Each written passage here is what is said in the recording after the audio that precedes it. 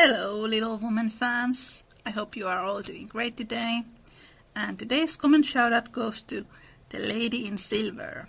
I know everybody is talking about this already, but I am feeling a lot of rage right now towards screenwriters who think they are giving a personality to a female book character when they make her a girl boss, because they don't understand subtlety. They pick a female character that was written by a woman, and they are like, we are going to make this character a feminist icon. I am going to die if this trend of girl bossifying characters doesn't end soon, and I swear I can't do this anymore. And Joe and Fredrik has answered, Side eyes, a Little Woman 2019 so hard my eyes are popping out. Welcome to the Little Woman podcast. Jen and I are continuing our chat about her young adult book series, Marchester Sweet Romance, and her book Falling for the Tutor, which is a modern take on John and Meg's love story in Little Woman. I want to read you one of my favorite parts in Jen's book. This is Meg's point of view, how her sister Joanna has learned to control her anger better since she has started to date Rick, who is the Fredrik of this story. Quote, It's just, Joanna trailed off, mashing her lips up and looking away, like she was thinking hard about what she was going to say. This was a huge progress for my sister, who used to blurt out anything on her mind without caring about how her words affected other people. I know Mom's been working with her on it, but I also think Rick's played a huge part in her efforts. He's a thinker, and way more laid back than she is. I think she's realized she needs to be more thoughtful about what comes out of her mouth, if she doesn't want to hurt him or mess things up between them. Luckily for the rest of us, her practice with him has made it more natural to be less harsh with us as well. This is a quote from the chapter All Alone. As they sat sewing together, Jo discovered how much improved her sister Meg was, how well she could talk, how much she knew about good, womanly impulses, thoughts and feelings, how happy she was in husband and children, and how much they were all doing for each other. Marriage is an excellent thing after all. I wonder if I should blossom out half as well as you have, if I tried it. Always supervising. I could, said Jo as she constructed a kite for Demi in the topsy-turvy nursery. It's just what you need to bring out the tender, womanly half of your nature, Jo. You are like a chestnut burr, prickly outside but silky soft within and sweet kernel, if one can only get at it. Love will make you show your heart some day, and then the rough burr will fall off. Frost opens chestnut burrs, ma'am, and it takes a good shake to bring them down. Boys go nothing, and I don't care to be backed by them, returned Jo, casting away at the kite, which no wind that blows would ever carry up, for Daisy had tied herself on as a bob. Meg laughed, for she was glad to see a glimmer of Jo's old spirit, but she felt in her duty to enforce her opinion by every argument in her power, and the sisterly chats were not wasted, especially as two of Meg's most effective arguments were the babies, whom Jo loved tenderly. Grief is the best opener for some hearts, and Jo's was nearly ready for the bag. A little more sunshine to ripen the nut, then not a boy's impatient shake, but a man's hand reached up to pick it gently from the burr and find the kernel sound and sweet. If she had suspected this, she would have shut up tight and been more prickly than ever. Fortunately, she wasn't thinking about herself, so when the time came, down she dropped. This is interesting, the part where the narrator says, not a boy's impatient shake, but a man's hand. During the Little Woman saga, Jo always refers Laurie as her boy, but when she speaks about Fredrik, it is my professor or my Fritz. When Louisa May Alcott wrote Little Woman, she was about 33 years old, and during this time period, her sister Anna was married to John Pratt, and their kids would have been toddlers during this time.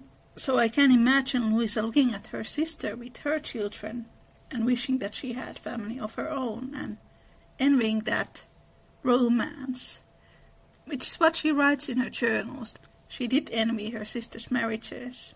The book was written a year after she had had her questionable relationship fling with Lady Wisniewski and 5 years after Henry had passed away. And this is a quote from the chapter Harvest Time, when Jo and Frederick are engaged. "I do think that families are the most beautiful things in all the world," burst out Jo, who was in an unusually uplifted frame of mind just then. "When I have one of my own, I hope it will be as happy as the tree I know and love the best. If John and my Fritz were only here, it would be quite a little heaven on earth," she added more quietly. And that night, when she went to her room after a blissful evening of family councils, hopes and plans, her heart was so full of happiness that she could only calm it by kneeling beside the empty bed always near her own, and thinking tender thoughts of Bet. It was a very astonishing year altogether, for things seemed to happen in an unusually rapid and delightful manner. Almost before she knew where she was, Jo found herself married and settled at Plumfield.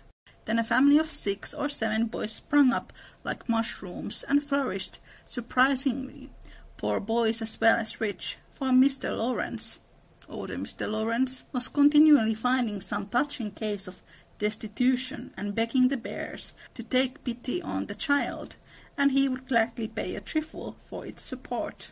In this way the sly old gentleman got round, browed Jo, and furnished her with the style of boy in which she most delighted. Of course it was uphill work at first, and Jo made queer mistakes, but the wise professor steered her safely into calmer waters, and the most rampant ragamuffin was conquered in the end. I have come across people who say that Jo should be able to express her anger freely, and Frederick is a horrible person who forces Jo to start a family and start a school. And in the actual book that was written by Louisa May Alcott in 1867, Jo is dreaming about her own family. And the school, it was entirely her idea. And I don't think these people have read the book that deeply, or have they read it at all, because the narrator mentions that Jo herself notices that the way she is treating people when she is in this anger mode is pretty terrible. There's a theory that Louisa May Alcott had bipolar disorder. If she had bipolar, then she could not have been able to control these anger moods, but at the same time, anyone who has bipolar disorder will tell you it is not an easy condition to live with. This possibility of bipolar is something that we will be discussing more in the upcoming episodes. I am not an expert on this topic, but when I went to art school, I had a classmate who was very upfront that she did have bipolar, and there were times when she was a very nice person to be around, but then if she had some kind of setback in her life, she would just explode. And it created some tension in the class because you wouldn't always know what kind of mood she was in. And if she was on this explosive mood and angry, you kind of just wanted to avoid her. So when I read that perhaps Louisa May Alcott was bipolar, I thought that the symptoms were pretty similar to what this classmate of mine had. This is what I read from National Institute of Mental Health. Bipolar disorder, formerly called manic depressive illness or manic depression, is a mental disorder that causes unusual shifts in mood, energy, activity levels, concentration, and the ability to carry out day-to-day tasks. There are 3 types of bipolar disorder. All 3 types involve clear changes in mood, energy, and activity levels. These moods range from periods of extremely up, elated, irritable, energized behavior, known as manic episodes, to very down, sad, indifferent, or hopeless periods, known as depressive episodes. Less severe manic periods are known as hypomanic episodes. One of the arguments that some Alcott scholars use to say that Louisa had bipolar disorder is that in her journals she describes these manic episodes.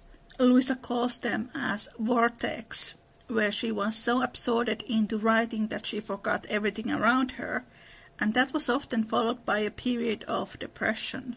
Louisa was also treated with mercury after she became ill during the Civil War.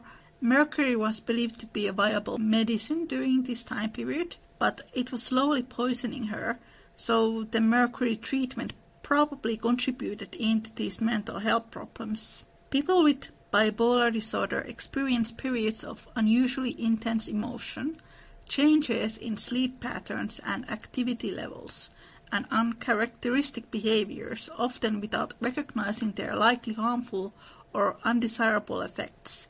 These distinct periods are called mood episodes. Mood episodes are very different from the moods and behaviors that are typical for the person. During an episode, the symptoms last every day for most of the day. Episodes may also last for longer periods, such as several days or weeks. It's also interesting that Louisa May Alcott's first novel was called Moods, and this is where the anger and the mood changes come in. During the time when Little Woman was written, they didn't really have the knowledge about the mental health disorders that we have today. In Little Woman, Jo's anger issues, they come out in the way she speaks to people. For example, there are times when she kind of misinterprets things that are said to her, and then she goes into defense mode and unintentionally hurts the people who she is interacting with and herself. Good example of this is when Jo loses the trip to Europe. She offends the aunts when she says that she thinks that working as a companion is kind of silly, and she puts herself above them because she's basically saying that the way of life that the aunts are living is something that she scoffs off. And she says that she thinks French is a stupid language, and the aunts are going to France and wonder if Jo could be a good companion. And this is not in any Little Woman movies, and then people are like, Amy stole Jo's trip to Europe. Anyway, when the narrator in the book says Fredrik had the ability to calm Jo down, that is such a good example why Jo and Laurie don't work as a couple, because if, hypothetically, Jo had bipolar disorder and was living in the 19th century, there is no medication, there is no possibility to go to therapy. Would you rather marry your childhood best friend, who you like as a brother but you argue like cats and dogs, or would you rather marry the man you love and who also has this presence that can help you to calm down when you feel that this kind of explosive episode is coming up? And there are people who say that, we should celebrate Jo's right to be angry and be this, quote, girl boss. But it's really more about Jo becoming aware that her anger can actually be quite abusive. And I think that she shows incredible amount of maturity when she realizes that. And I love that Jen had included this to her novel because it is such an important part of Jo's character arc, and that Meg notices how her sister has more compassion for others, but also for herself. It's really beautiful. Jen and I will also be discussing about her writing process and how she creates characters, Meg's insecurities and her strengths, and John's role in all of this. This episode is sponsored by Skillshare, and if you wish to get a free month on Skillshare, you can find a link from the description. And I will also add a link to Jen's website if you want to buy these awesome books to yourself. This is Small Umbrella in the Rain, Little Woman podcast, bring John's and Meg's love story to the modern day.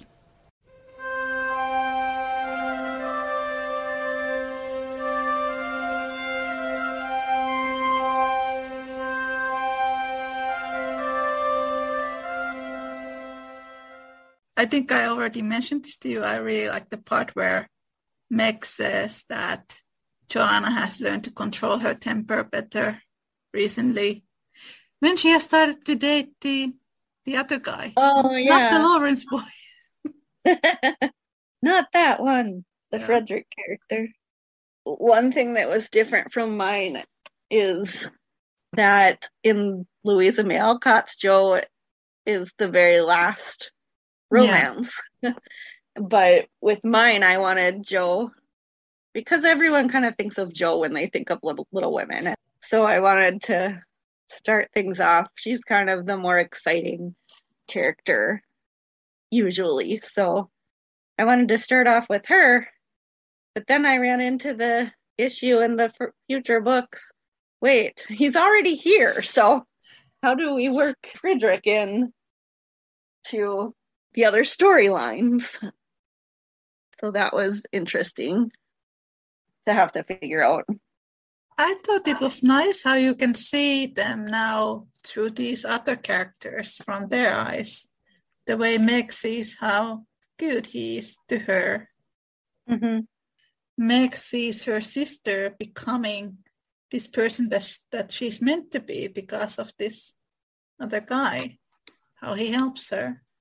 And I really look forward to read the Amy and Laurie book now. And the Beth book too.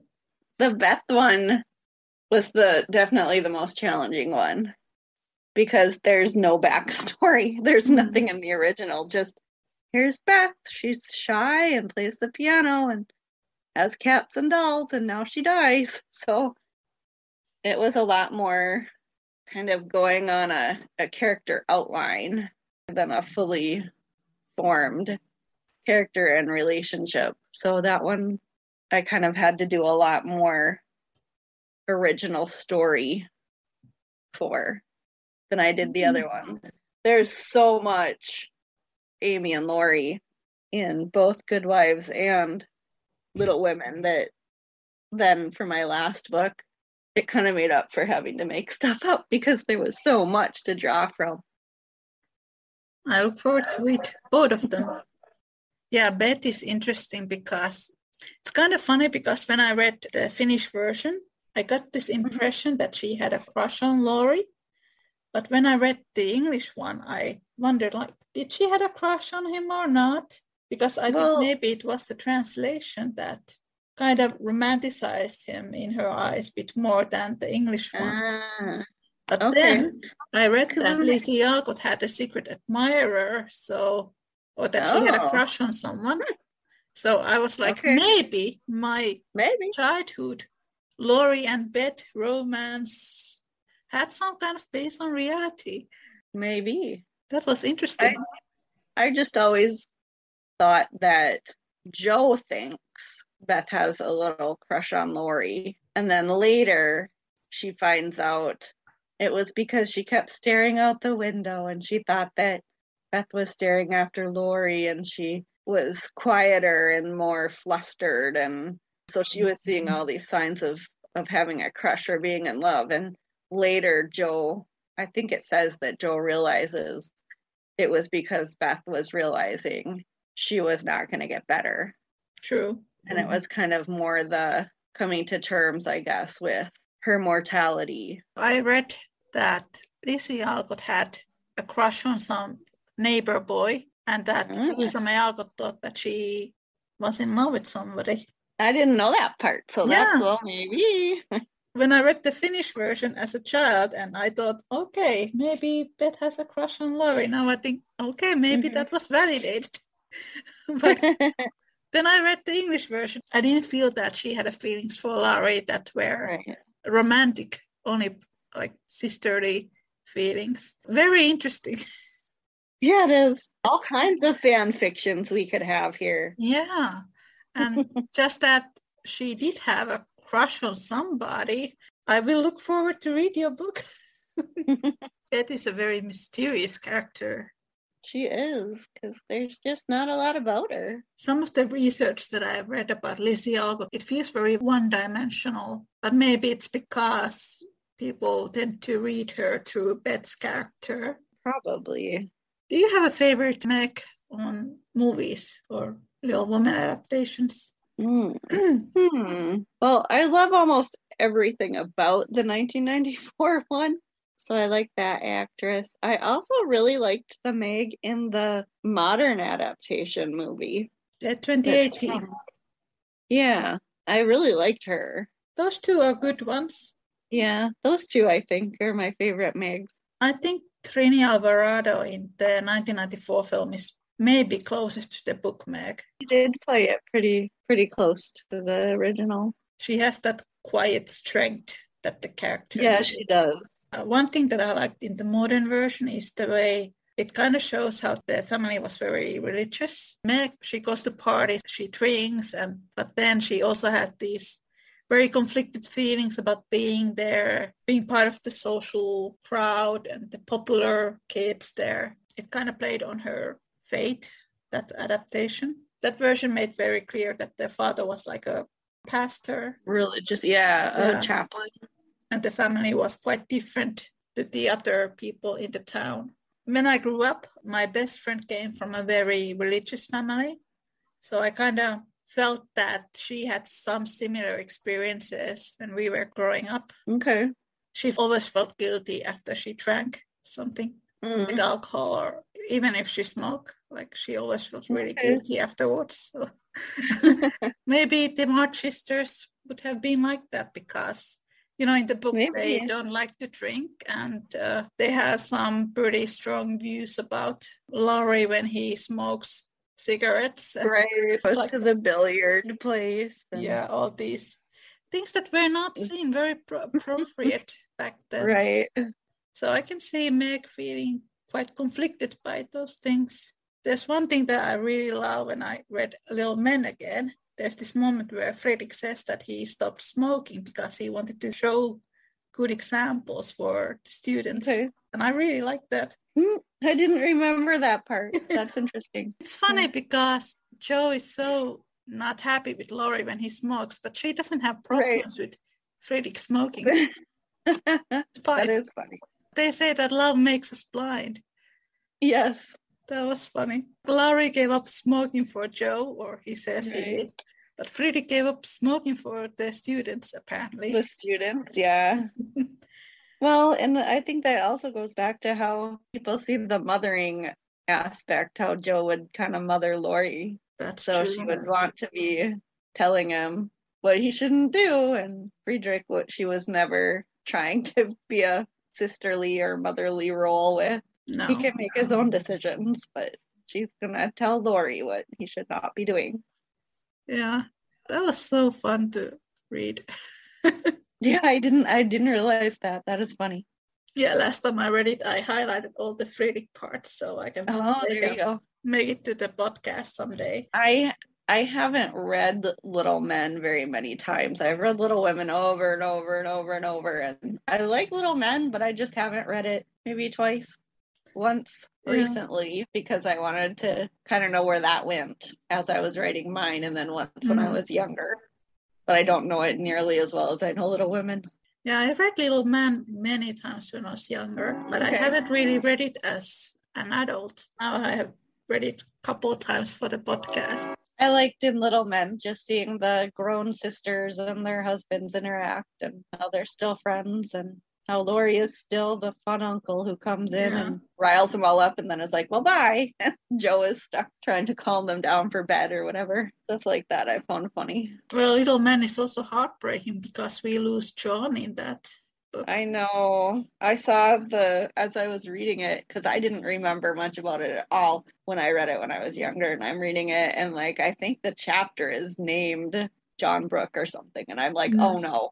Oh no, no. And that's what it was. And I'm just like, no, we can't lose him. And he was such a good character and a father. And there's this funny moment when Fredrik says that when he and Laurie got married, they would ask John for marital advice. Oh, okay. Somebody write a book about that. Yeah, we need that. We need that episode. What would he say? Do men even ask about marital advice? I don't know. Right. I don't know either. I want to read that. I just want to know what he said. Someone needs to write that. But he had been married for the longest. You'll have to do a Little Men podcast sometime. Yeah, I'm now doing these readings of the different chapters in Little Woman. But at some point we will move into Little Men after we have done Little Woman. When I have free hour or whatever, I need to go and listen to the last one you posted with all the questions. Those people's questions. I've been wanting to listen to it since you posted it, but it was the last week of school and graduation, and I went and helped out with a friend's parents' funeral luncheon, and then my husband was off school, and all these appointments for the kids that we pushed off until summer so that we wouldn't have to take them out of school. So it's been kind of crazy, but I need to remember to go back. I kept the email because I'm on the mailing list, I'm like, as long as I keep the email in my box, I'll see it when I'm randomly scrolling down, trying to clean it out. And I'll be like, oh yeah, that. I still have to go back to that and listen to it because it sounded interesting. It was fun to make. And people make really good questions that I don't really think myself when I do the podcast. So it's always really fun to make those Q&As. Well, I have some outside work to do, so maybe I'll put it on my phone while I'm doing my outside work today. Yeah, I always try to listen to a podcast when I'm doing the dishes or something. Or laundry or something. Yeah, something. Something to keep me busy. Multitasking. Yes. I wanted to ask more about John's character. Would you like to tell how you started to develop him? I think I've written so many books, and the way that I come up with books with stories, I think a lot about the stories before I ever sit down to write, and I write out of order.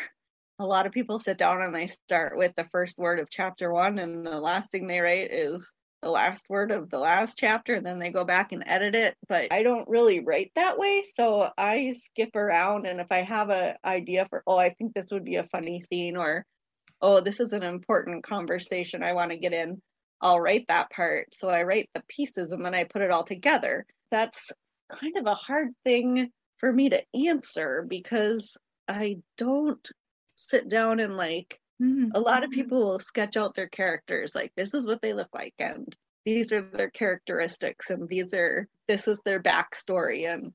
But for me, it kind of comes from the interactions or the conversations or the important pieces that I think of and then get down first, and then I kind of fill the rest of it in. I can't really give you a good answer to that.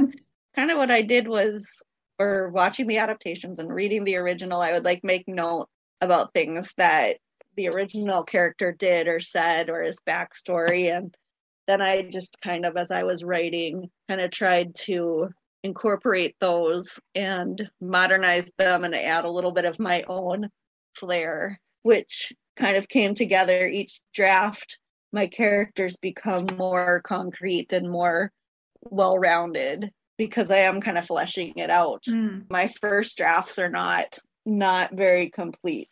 It's a lot of conversation and banter and a little bit of description, and then I go in and layer them until the books end up longer and with more subplots and characters become more real to me. So I guess that kind of answers your question. It was a good answer. You start to shape the character from the conversations. I might come up with ideas later and then I have to go back in and make it consistent. This character likes whatever. Well, now I have to go back in and make sure they like that team or food or whatever from the beginning to the end. I guess my characters kind of develop along with the plot and the theme. I was thinking how in your story John's mom is an alcoholic, and then I think in some Louisa May Alcott stories there are some characters who could be described to be alcoholics, in Rosie Bloom Charlie, he does have a drinking problem. Somebody commented, I think maybe it was some Little Women discussion group, that they are convinced that Louisa May Alcott knew someone with a drinking problem based on Charlie's behavior. Well, that for me kind of developed because I wanted to figure out how to get him, my John character, to be living at the Lawrences. And if you had a stable home, you wouldn't think, maybe I should go live with these people I'm working for, because you would just drive the 5 minutes to work for them and you'd go home. So partly I knew I wanted him to have an unstable family life to get him to be in a position where he would be living there. So he would be next to the Marches and kind of having that little brother relationship, having Laurie kind of as a little brother as well as a tutor who he was, or a tutee, I guess. So that was kind of where that started. In the book, his mom had been sick, the original, and you wouldn't up and ditch your mom if she was I have cancer or I have whatever. It had to be more of an emotional, mental addiction kind of thing to facilitate him wanting to move in with them. So that's kind of, I think, how I ended up working that in. Yeah, I think if John's mom would have been like deadly ill, he would not have left her. He's that kind of a character. I had to make him want to leave. I wonder, do you think Laurie might have had some kind of ADHD or problems with focusing? Maybe. Yeah. When I read Little Woman last time, I felt that he really struggles to focus on one thing at a time. Like, I hear sometimes people say that Joe has problems with that, but I think Laurie has them even more. Yeah, but if Joe is interested in something, she will for days obsess over that. Yeah. So I don't think she pays attention to what she wants to. Yeah. I wonder if Laurie did have some kind of a attention deficit. It's always looking for any kind of a distraction almost. I do feel that when I read the book, like the whole sequence of him is trying to decide if he wants to be with Joe or with Amy, it feels the same. Like he cannot focus on composing the opera when he dreams about one girl and then he dreams about the other girl. Yeah, that's an interesting thought. Yeah. And they wouldn't have had any kind of words for that back then. No. Labels, or you would just kind of be seen as kind of spacey, probably. Maybe an undiagnosed ADHD. I wouldn't be surprised. In your version, he really had struggles with school. That's why he needed the private tutor. It was kind of almost more like he didn't care. You got to stay on task, kid. After he was rejected by Joe, I think he said to his grandfather that the whole college was like labor lost or something. He was trying to be the person that she would want. And it didn't work. No. It's kind of sad. Maybe he should have gone to study music or something. He went to have internship with his grandfather after that. Yeah, in the original. There's so much in that book. We could read it over and over and over and still get something new. That is Every true. time I read it, I do. I notice something that I didn't notice. Seems like it works out all right for everyone in the end, except for poor Beth.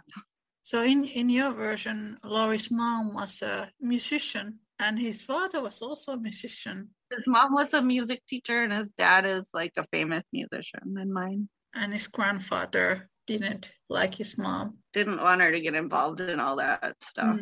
But she was kind of being a typical teenager and a little whimsical about, we were talking earlier about, becoming an actor isn't really something that any parent would love to hear, but, I want to be a musician following a famous band around. Probably wouldn't be something that you'd want to hear your child say either. Probably that's why Laurie wanted to be more involved with music, is because he felt connection to his parents. Thank you so much for coming here. Oh, thank you for having me. I always like talking with you. Yeah. You always have some insight that I've missed in Little Women. So do you. I always enjoy to hear your thoughts. Well, thank you. And I'm glad you enjoyed the second book, and I hope you enjoy the third and fourth. I believe I will. Thanks for coming here. And I will talk to you again later. Have a nice night. And no, have a nice day. I'm going to have a nice night. Yes, you have the nice night, and I'll have a nice day. Yeah. Bye. Bye. That was our discussion for today. Thank you so much for listening. Take care and make good choices. Bye.